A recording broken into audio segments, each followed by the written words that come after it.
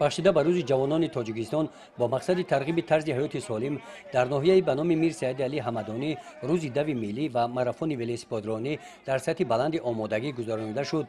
در ماراتون ولسپیدرانی نفرسان جوانان و نفران زیادی سن و سال و کسب‌های گوناگون شرکت ورزیدند.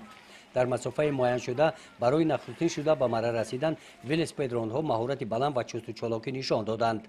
دوی ملی هم با تیاری همه‌جانبه اشتراکچیان این چهاربینی عمومی ورزشی کارمندان تشکیلات و مؤسسه‌ها نورسان و جوانان با تیاری پیشکی در سطح بلند دایر کرده شد.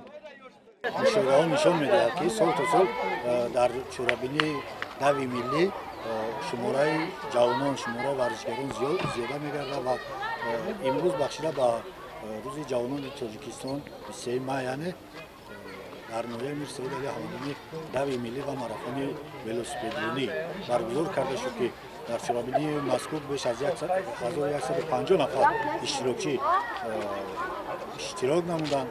بعد انجام چهاربینی‌های ورزشی در جامعه ایدانه بخشیده به روز دوی ملی جانشین رئیس ناحیه در سیمای اشتراکچیان ساکنان ناحیه را به این مناسبت تبریک نمودند.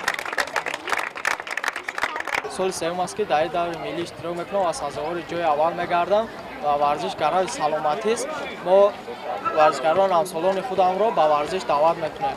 در چنین محیط ایدانه از نام مقامات اجرایی حاکمیت دولتی ناحیه به غالبان ماراتون ولسپیدرانی و روز دوی ملی سپاسنامه و مکافات‌های مالی تقدیم کرده شدند.